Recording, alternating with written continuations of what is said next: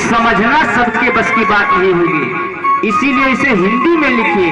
हिंदी छोड़कर अवधी भाषा में लिखिए। जो कम पढ़े लिखे लोग हैं उनका भी काम चलता रहे।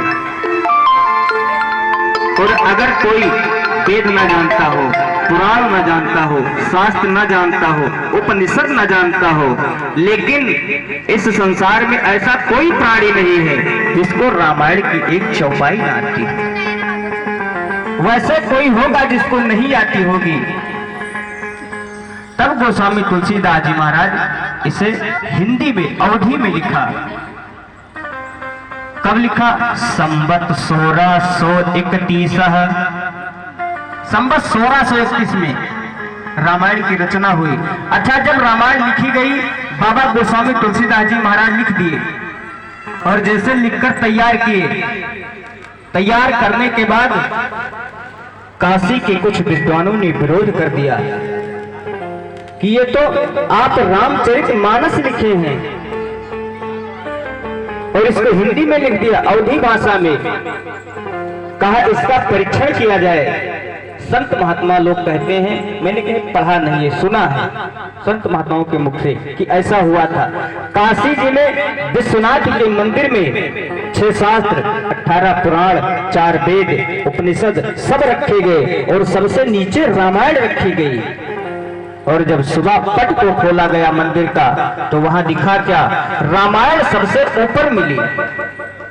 तुरंत महात्माओं ने घोषणा कर दिया कि रामायण कोई ग्रंथ नहीं है, ये साक्षात श्री राघव सरकार की एक मूर्ति है।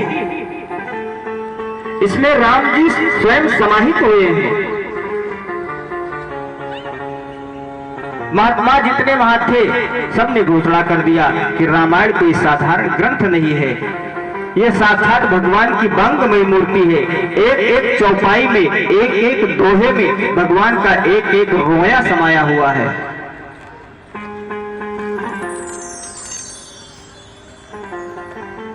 अब गोस्वामी बाबा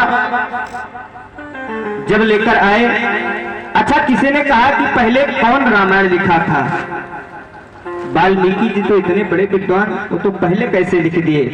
तब गोस्वामी बाबा इसमें लिखे हैं, रचि महेश निज मानस राखा, रचि महेश निज मानस राखा, रचि महेश निज मानस राखा, रचि महेश निज मानस राखा, आए सुसमय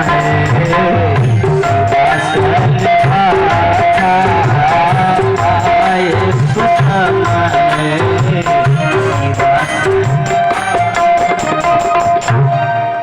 रचि महेश निज मानस राखा। इस गोस्वामी बाबा के लिखने से पहले भोले बाबा रामायण को अपने मन में रखे, लिखकर अब सुनाए किसको? जैसे सबको कथा भी नहीं सुनाना चाहिए, सबको रामायण भी नहीं सुनाना चाहिए। लिखा है इसमें, रच महेश निज मानस राखा और पाए सुसमय सिंहासन राखा। समय जानकर जब जाना मैया पार्वती कथा के इच्छुक हैं, सुनना चाहती हैं, क्योंकि सती मैया ने तो कथा सुना नहीं। अभी आगे आएगा, अभी सब आएगा प्रसंग, थोड़ा और बढ़ाओ।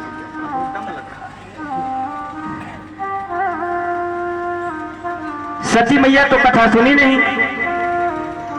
पाए सुसमय सिंहासन भाखा। उस समय पाकर भोले बाबा ने मैया पार्वती को कथा सुनाया। अब इधर गोस्वामी तुलसीदास जी महाराज सबसे पहले रामायण में 7 श्लोक लिखते हैं। संत महात्माओं का मत है कि 7 कांड क्यों बनाया? सबसे सुंदर साधन जो है, जो मैंने सुना है संत महात्माओं के मुख से, 7 दिन होता है। एक एक दिन करके गोस्वामी तुलसीदास जी महाराज ने 7 कांड लिखे। पहला कांड अयोध्या कांडी। अयोध्या कांडी में बाबा कहते हैं, वर्णानामर्थ संघानाम रसानां छन्दसामपि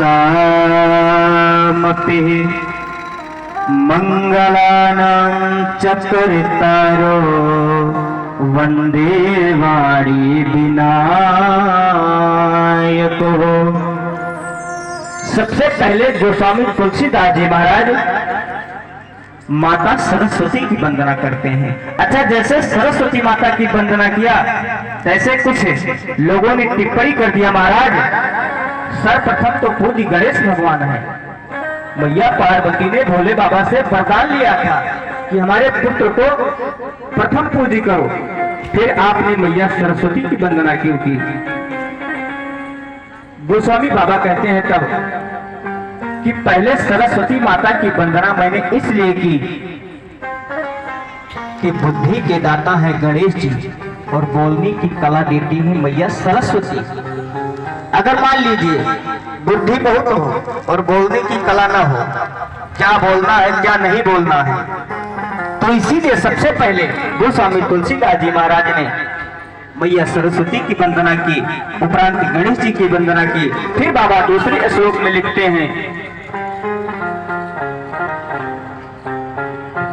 भवानी शंकरो वंदे श्रद्धा विश्वास रूपिणो याभ्यां विना न पश्यन्ति सिद्धा स्वान्तास्मीश्वरम्। दूसरे श्लोक में बाबा शंकर भगवान की वंदना करते हैं और मैया पार्वती की वंदना करते हैं कि हे भगवान, जो मुझसे त्रुटि हो जाए, मेरे मति में कोई त्रुटि ना होने पाए, मेरे लिखने में कोई गलती ना होने पाए, क्योंकि भोले बाबा ने इस रामायण को पहले ही रच रखा था। इसीलिए भोले बाबा का वंदन करते हैं गोस्वामी बाबा। फिर तीसरे श्लोक में बाबा वंदन करते हैं,